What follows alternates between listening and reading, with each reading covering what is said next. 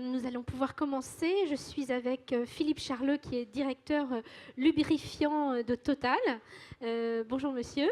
Bonjour. Ravi d'être avec vous cet après-midi pour nous parler peut-être d'abord, avant d'entrer dans le vif du sujet et ce qui vous concerne, c'est-à-dire les lubrifiants, peut-être nous parler de l'environnement dans lequel évolue Total en ce moment, qui n'est pas un environnement facile avec l'effondrement des cours du brut, mais le groupe n'est pas resté les bras croisés.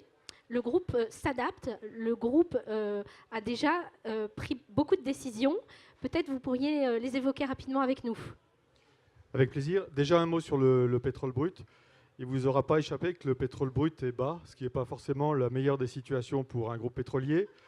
Les fondamentaux militeraient pour un prix un peu plus élevé, mais le fait est qu'aujourd'hui, ce n'est pas le cas. On ne sait pas si la baisse est durable, ça, on ne le sait jamais. Par contre, ça oblige à modifier la stratégie du groupe et à chercher à être rentable, quelles que soient les conditions, et c'est là-dessus qu'aujourd'hui, on travaille.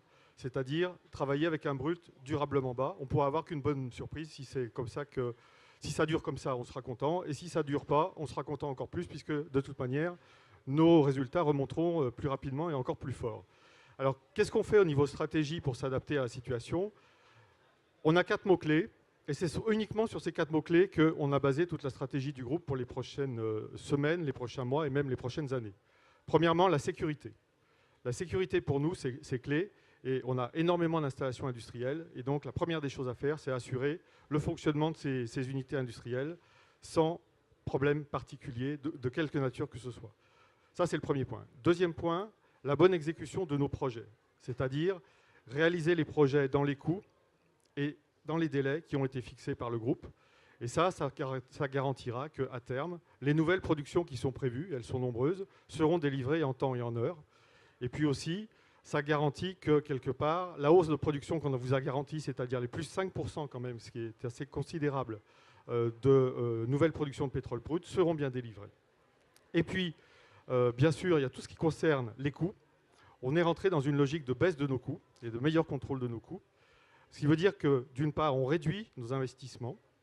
On va passer d'un niveau d'investissement qui est de l'ordre de 20-21 milliards de dollars aujourd'hui à un niveau qui va être de l'ordre de plutôt 17-19 milliards de dollars dans les prochaines années. Ça, c'est le premier point. Et puis, deuxième point, réduction des coûts proprement dit, c'est-à-dire des coûts d'opération. Et là, on est sur un objectif de réduction de 1,2 milliard de dollars dès cette année sur nos coûts, et avec un objectif de 3 milliards de dollars à l'horizon de 2017. Donc ça, pour l'instant, on est très bien parti. Sur 2015, je peux même dire qu'on est un petit peu en avance sur notre programme. Et puis, tout ça a évidemment une conséquence, c'est la génération de cash. Et ça, généralement, l'actionnaire n'est jamais contre la génération de cash. Alors, résultat, il est déjà là, puisque Total, au 3e trimestre, a fait mieux que ses concurrents au niveau des résultats, mieux que Shell, mieux que BP et ExxonMobil. Et sans doute aussi grâce à l'aval. Et dans cet aval, il y a raffinage chimie, marketing, service. Et donc, Total est un groupe intégré. Et là, vous en bénéficiez avec l'effondrement des cours du brut, du coup. Absolument. Alors, juste rappeler quelques chiffres quand même pour fixer un petit peu la performance du groupe par rapport à l'évolution du prix de Brent. Le Brent a baissé depuis le début de l'année de 48%. Les résultats de Total, sur les 9 premiers mois de l'année, ont baissé de 16%. Les résultats des concurrents ont baissé entre 42% et 61%. Je ne citerai pas de nom, mais voilà en gros comment on se situe par rapport à la concurrence. Et donc, on a tendance, pour l'instant, effectivement, à surperformer les résultats de nos concurrents. Et c'est effectivement lié, comme vous le disiez, à un aval assez fort, puisque 62% des résultats du groupe cette année proviennent de l'aval. Et donc, c'est-à-dire du raffinage, comme vous l'avez dit, de la chimie et du marketing et services, c'est-à-dire en gros de la vente de produits. Et aujourd'hui, on bénéficie de 2 éléments favorables. D'une part, des marges de raffinage qui sont plutôt bonnes, et donc qui contribuent au résultat. Et d'autre part, l'augmentation de nos volumes de vente sur la partie marketing, donc la vente de produits pétroliers. Et tout ça fait qu'au final, on a des résultats qui sont plutôt meilleurs, même si, il faut reconnaître, qu'ils sont moins bons que l'an dernier. Alors, donc, on va parler de ce qui vous concerne directement. Vous êtes directeur des lubrifiants, une activité qui fait donc partie de marketing service. Et c'est une activité qui contribue beaucoup aux résultats de cette branche, n'est-ce pas, les lubrifiants. Donc, quelle est la stratégie du groupe dans les lubrifiants et quels sont vos objectifs? Alors, je vais déjà peut-être dire une chose importante, c'est que finalement, la marque Total est portée aujourd'hui par l'activité marketing et services, puisque le réseau de stations-service, la vente de lubrifiants a lieu dans cet environnement de marketing et services. Et donc, c'est là qu'en fait, on valorise ou on entretient la notoriété de la marque. Ça, c'est le premier point. L'ambition de cette branche, aujourd'hui, elle est clairement définie. C'est d'une part, doubler de taille en 10 ans. Ça, c'est un objectif qu'on a pris en 2013. Donc, on n'est pas encore au bout de la route, mais pour l'instant, on continue. Et puis, devenir une marque de référence sur tous les continents. Vous savez qu'historiquement, Total est très fort en Europe et en Afrique. Et aujourd'hui, on se développe aussi, non pas seulement sur cet axe vertical, mais aussi sur un axe horizontal, c'est-à-dire les Amériques et l'Asie. Voilà.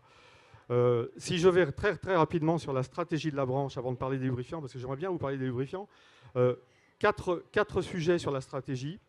Premièrement, amélioration de l'offre. Avoir une offre visible, cohérente, offensive. Ça, c'est le premier axe. Là, on parle produit. Ensuite, c'est ce que je viens de vous dire, c'est-à-dire une stratégie de rééquilibrage de nos positions dans les différentes zones. Et donc, ça veut dire qu'on met le paquet sur les Amériques et on met le paquet sur l'Asie. Troisième chose importante, c'est tout ce qui tourne autour de la rigueur de gestion, puisque pour gagner de l'argent, il faut déjà bien gérer son activité, et de manière à être, bien sûr, dans une performance durable. Et puis, le dernier point, c'est la qualité des équipes et l'engagement des équipes. Et ça, c'est important pour nous aussi.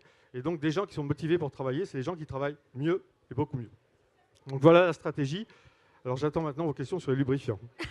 Alors sur les lubrifiants, c'est important de relever le défi de la croissance. On compte sur vous, si j'ai bien compris, chez Total, pour booster les bénéfices du groupe.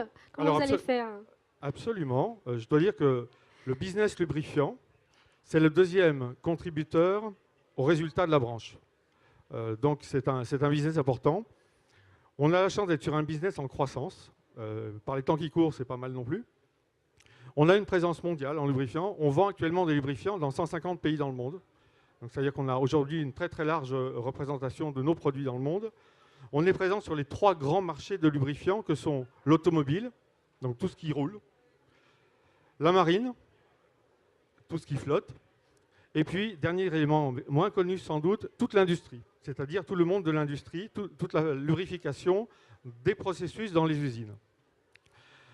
On a beaucoup progressé. On est aujourd'hui 4e acteur mondial avec une part de marché qui croît année après année. Et il n'y a pas de raison que ça s'arrête, puisque aujourd'hui on continue notre développement avec une stratégie qui est basée sur l'augmentation de moyens de recherche, le développement de la notoriété de la marque, qui est très importante, et puis l'optimisation de la supply chain. Voilà. Alors l'innovation dans les lubrifiants, c'est quoi par exemple ?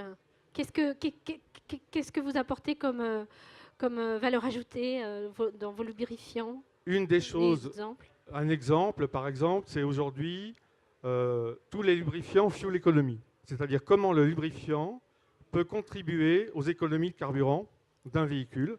On est aujourd'hui capable de compléter en fait ce que peut apporter un carburant en complétant avec un lubrifiant. Et ça peut générer une économie supplémentaire de carburant à l'utilisation de nos lubrifiants. D'accord. Et quel type de produits différents il y a? Parce qu'on connaît évidemment les bidons qui sont utilisés pour nos vidanges dans nos voitures, mais qu'est-ce qu'il y a d'autre? Des fûts, des IBC, des camions entiers de produits en vrac. Il y a énormément de choses différentes. On vend aussi, pour vous donner la variété des possibilités, on vend aussi des petites topettes de 100 ml pour des huiles de machine à coudre. Donc vous voyez qu'on va très très loin dans la chaîne, mais on est aussi le fournisseur du plus gros porte-containers au monde. Donc sur les bateaux, on peut être sur des très très grosses quantités aussi. Donc vous êtes partout dans le monde entier? Alors, si je reprends l'exemple de la marine, on est présent dans 1000 ports dans le monde et on est 4e mondial avec 16% de part de marché mondial. D'accord. Et pour faire ces bons résultats, vous baissez aussi vos coûts, j'imagine? Vous faites attention à chaque dépense? On travaille énormément sur la compétitivité de nos produits, donc sur les formulations, d'où la recherche et l'importance de la recherche. Et après, on travaille beaucoup sur nos usines et la construction de grosses usines qui permettent de baisser les coûts de production. On vient d'inaugurer à Singapour une usine qui fait 300 000 tonnes de production. Et avec cette usine et cet endroit de Singapour, je suppose que c'est pour viser les marchés asiatiques. Est-ce que c'est un gros marché? Je suppose que oui.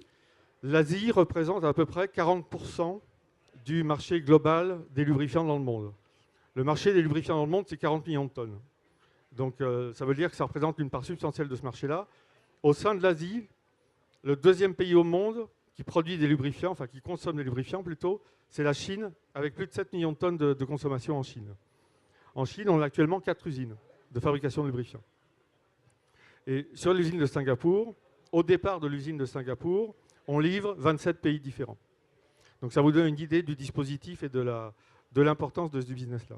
Et en Europe, le marché se comporte bien, il est difficile, il est comment? En Europe, le marché est en légère baisse, mais nous avons une part de marché qui monte. Donc en fait, ce qui se passe actuellement en Europe, c'est qu'on gagne, nous, en volume, sur un marché qui décroît, et donc on gagne en part de marché. Et en ce qui concerne l'image, on connaît beaucoup Total pour la F1 surtout. Hein. C'est ça qui nous fait bien rêver quand on voit toutes ces courses. Tout à fait. Alors la F1 pour nous est un laboratoire. C'est-à-dire qu'aujourd'hui, la F1 nous sert à tester un certain nombre de nouvelles solutions. Et ce qu'on apprend en F1 se retrouve à un moment donné dans nos produits. Vous pouvez le décliner ensuite voilà, pour vos produits. Tout à fait, c'est l'intérêt qu'on a. Un laboratoire presque. C'est une sorte de laboratoire vivant. Et là, la sanction tombe vite. Hein. Donc, oui, quand les bolides voilà. Quand on finit dernier, ce qui est rare pour nous, c'est qu'il y a un problème. Alors ça peut être le carburant, ça peut être le lubrifiant, c'est souvent un ensemble. Mais en tous les cas, on apprend beaucoup avec des conditions extrêmes de fonctionnement de nos produits. Alors il nous reste quelques minutes, je crois, 3 minutes, 4 minutes. Est-ce que quelqu'un aurait une question pour... Oui. Sensibilité au dollar. Sensibilité au dollar, elle est... D'abord, tous nos comptes sont publiés en dollars, puisque le groupe publie tous ses comptes en dollars. Donc, on a un problème de sensibilité euro-dollar, nous, sur la zone euro, puisque par définition, on travaille en euros et les résultats sont publiés en dollars. Donc, sur l'Europe, on a cet effet-là qui joue. Sur le reste du monde, la sensibilité en dollars, elle joue surtout sur les pays en dollars. Mais comme on est dans le monde entier, c'est-à-dire qu'on travaille dans toutes les devises du monde entier, il faudrait plutôt regarder la sensibilité aux devises qui sont corrélées au dollar pour avoir une vision complète de notre activité. Ce qu'on voit aujourd'hui, c'est que dans une situation où le dollar est relativement faible comme en ce moment, on a un résultat qui progresse bien quand même. Donc on n'a pas vraiment, pour l'instant en tous les cas, d'impact dollar fort dans nos comptes. Une autre question ?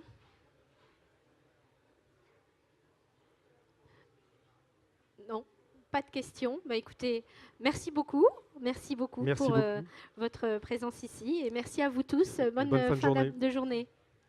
Au revoir.